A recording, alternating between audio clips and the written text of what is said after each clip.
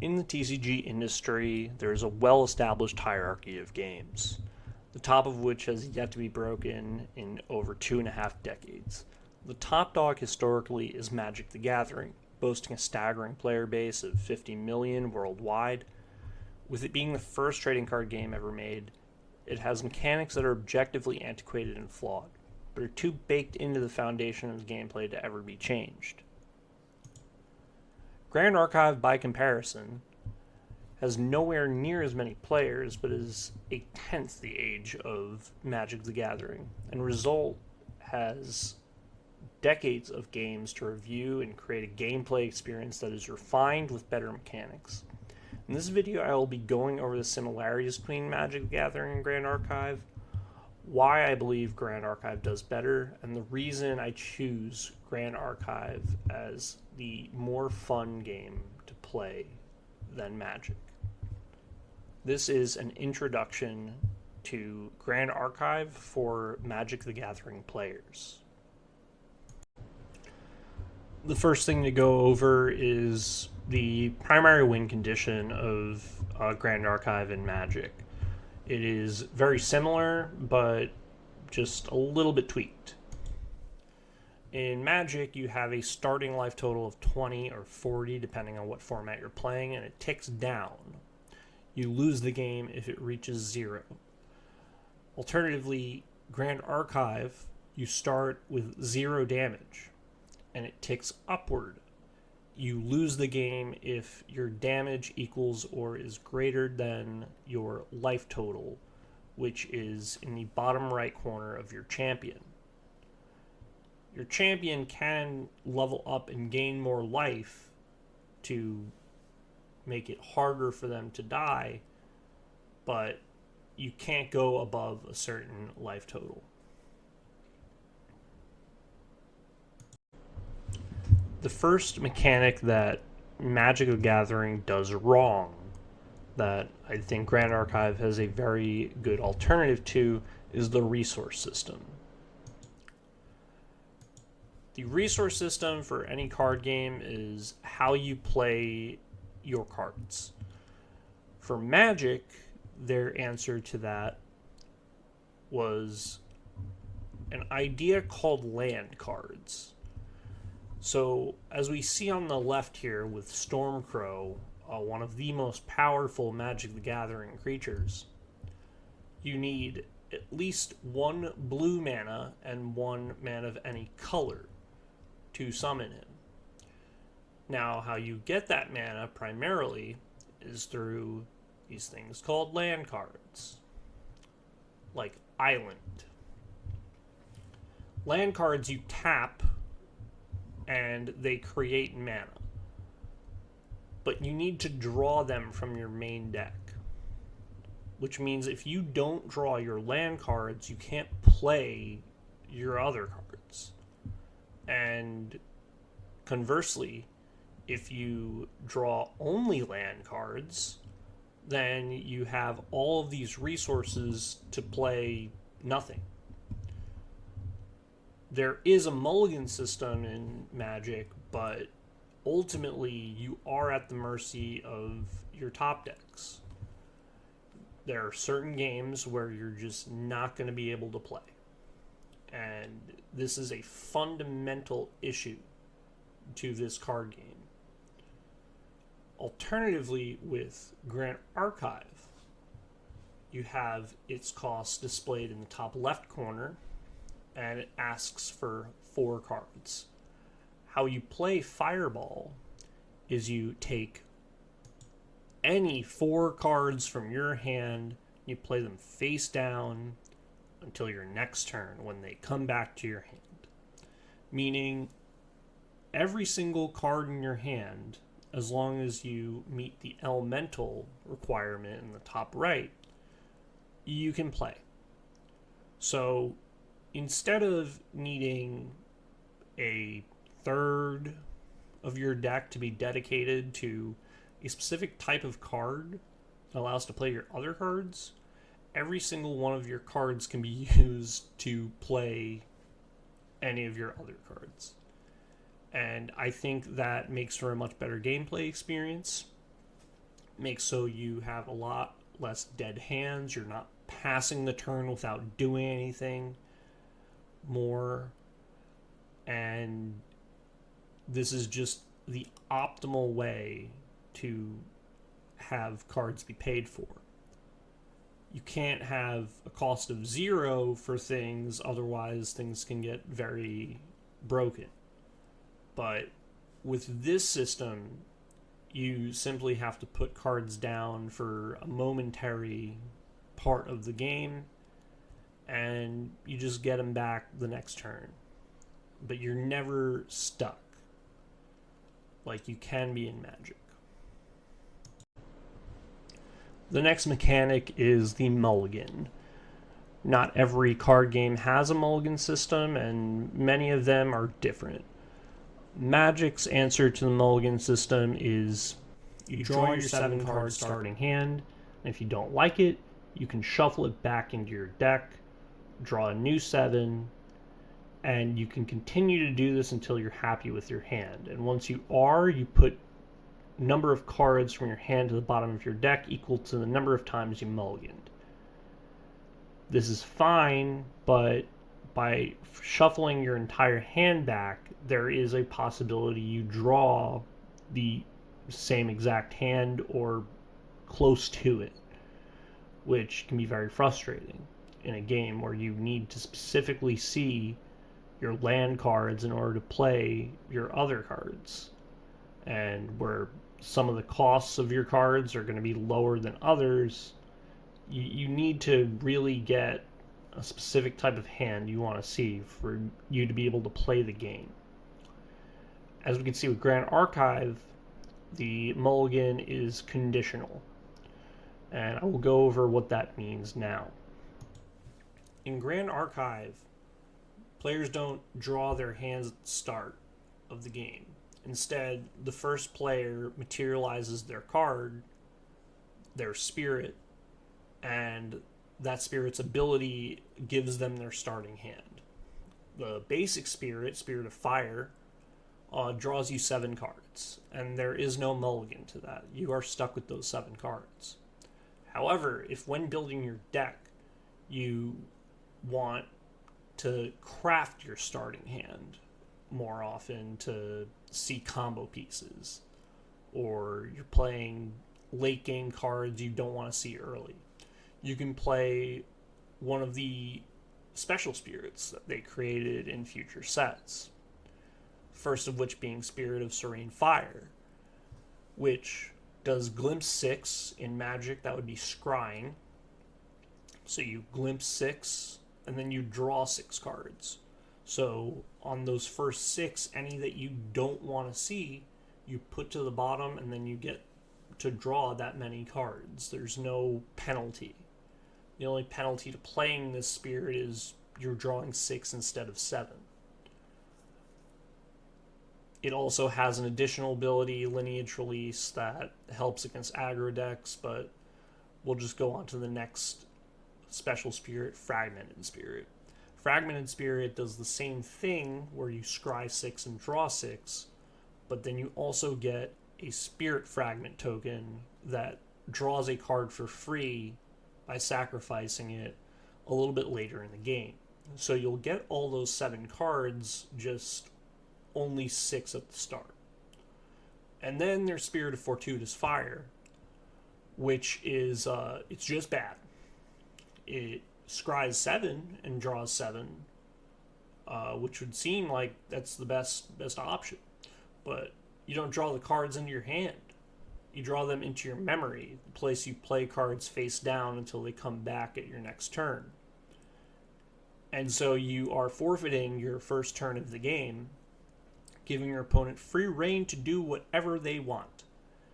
And so you just fall immediately behind by a whole turn, all at the ability to scry 7, which, if you see all the cards you want on the first glimpsing of 7, you got no benefit. So this is just a bad version of the spirits you want to play. And So we're not going to talk about Spirit of Fortuitous Fire anymore. Just pretend it doesn't exist. The next two mechanics we're going to go over are turn structure and combat. Now, turn structure is pretty simple. With Magic, you have a main phase, a battle phase, and a main phase 2. So you get to play cards, and then declare your attacks, and then play cards again. But you don't get to go into another attack step after that. It goes to the end of your turn. An open main phase is what a lot of other games started experimenting with in the 2000s and beyond, which means you can do pretty much everything you want on a singular phase. You can play cards, you can attack with your creatures or allies or units, go back to playing more cards, and then go back to attacking with more units as long as you have ones ready to attack. I enjoy the open main phase more because it gives you more options to play how you want to play your turn. The structure of having main phase, battle phase, main phase 2 is more rigid and gives you less flexibility in how to play. The combat system is what we're going to go over that is a little bit more complicated. In Magic combat, you have untapped creatures that can either block enemy attacks, where combat is symmetrical no matter what. Creatures damage each other respective to their attack stat, and they have a toughness or health stat that when they're dealt enough damage, they are destroyed. You tap your creatures to attack. They untap at the start of your next turn, and attacks are automatically directed at the opponent. And you're at the mercy of your opponent on whether or not they want to block your attacks. You can't target your opponent's creatures with your attacks. You could only really get rid of them by blocking them or by playing spells that target them. This is a system that I'm not a huge fan of, and now we'll go over Grand Archive's combat system, which is admittedly a little bit convoluted. In Grand Archive, you rest your units to attack just like Magic, but you get to target either the opponent, their champion, or you could target any of their allies. While an ally is arrested, they cannot defend themselves, which makes sense. They're sleeping. They will not inflict damage while being attacked, so combat isn't always symmetrical. While they're awake, they can defend themselves. At the cost of not attacking your opponent, your allies can, when attacked, rest themselves to inflict damage to the attacker in retaliation. So you can attack your opponent's guys, but there is some strategy to that in whether or not you want to leave them undefended, or if you want to leave them standing and able to defend themselves. I like the idea of being able to attack your opponent's creatures and not require yourself to play specific card types that deal damage to them. I think immersively it makes more sense for units to be able to attack whatever they want to attack. And I like the idea of when rested, they don't deal damage. This combat can't be symmetrical immersively because one unit is rested. They're sleeping until the next turn when they wake up. So I like the Grand Archive combat system better. There is more options for what you can do. There's less rigidity. And I think the immersion is a little bit better as well. Beyond mechanics, there is always the lingering question of cost, barrier to entry. People have bills to pay. And so, what is the affordability of Grand Archive compared to Magic the Gathering?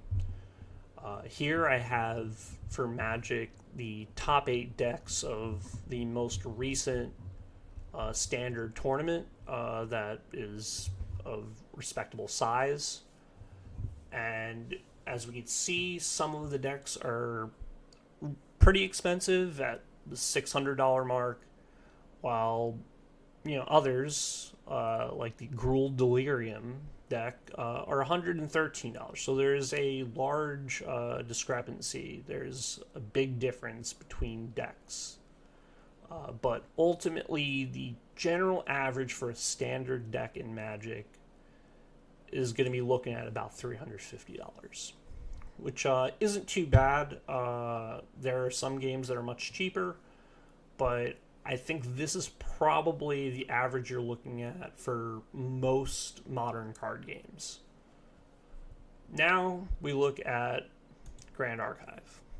Unfortunately, one of the issues of Grand Archive is the monetary barrier to entry. There are a lot of staple cards that can be pretty expensive. Dungeon Guide, you need for any deck that's going to level 3 pretty much, and a playset of that is going to run you about $80 to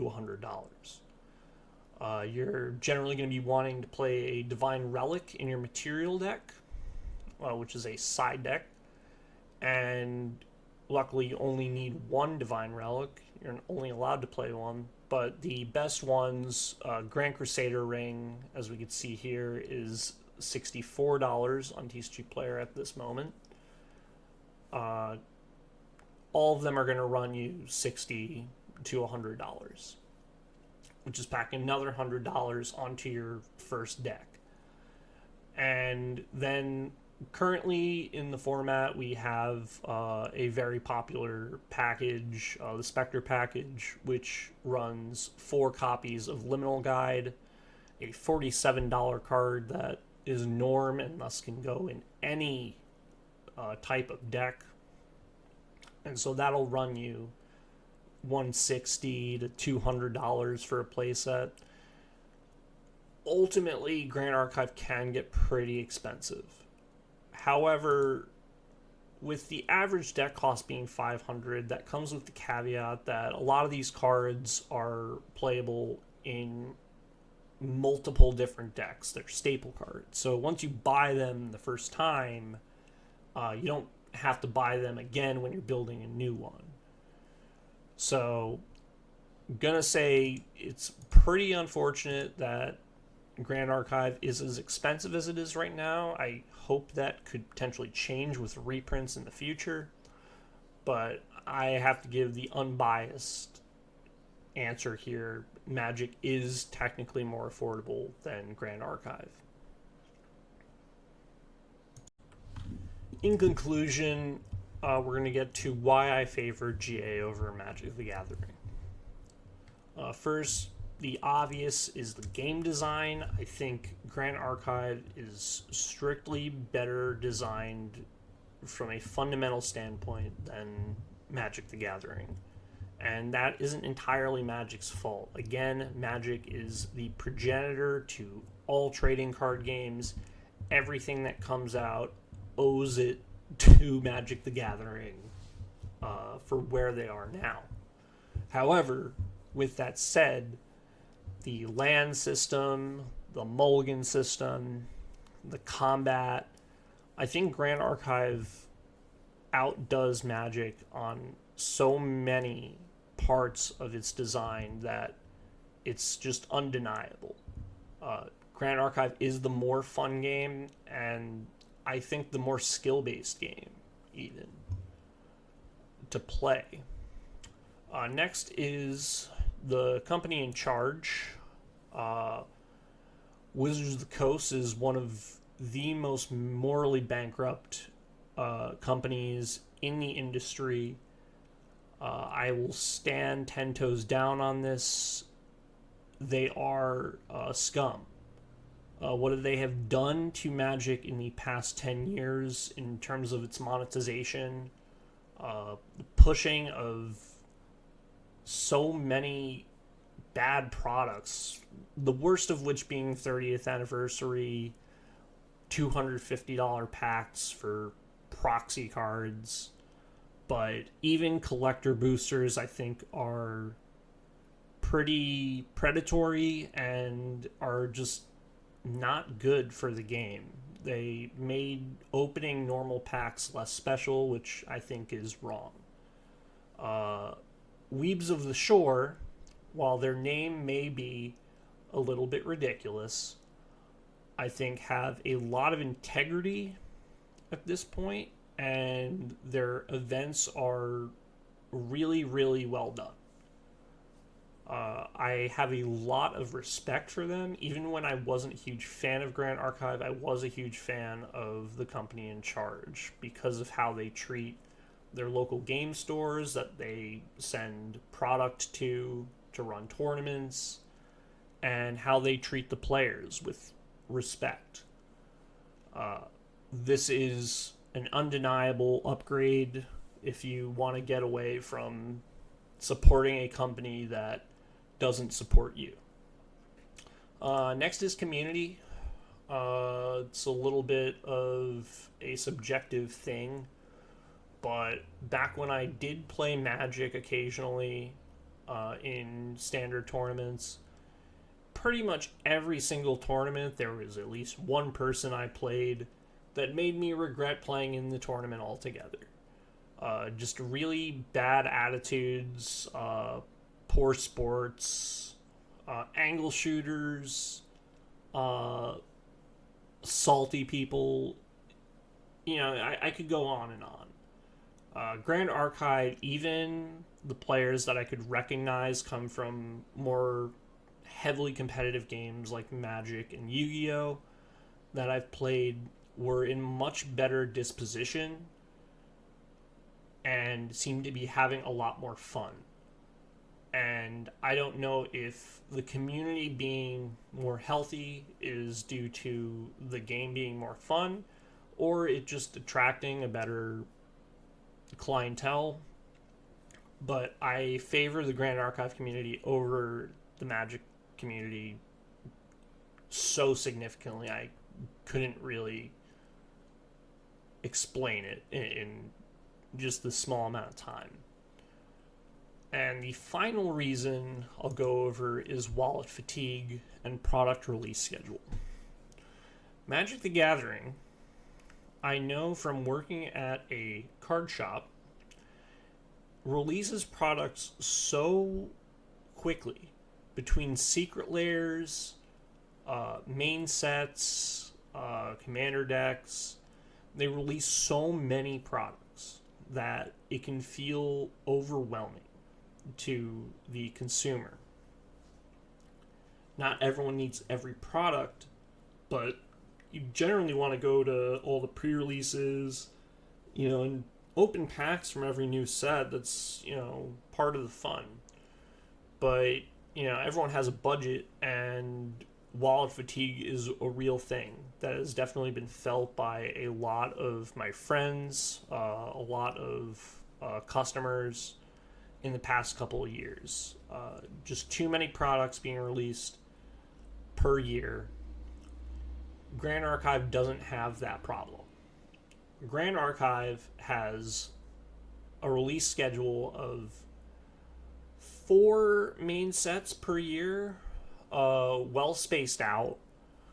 The products they release in between are usually reprints of older sets that people already have, with sometimes 20 to 30 added new cards that are usually pretty cheap, and people can just buy the singles if they want.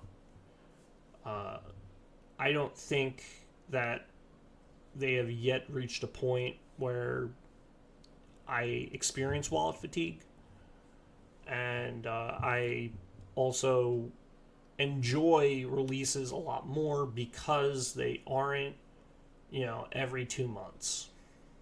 So I mean, those are the 4 reasons I got for you to, give GA a try.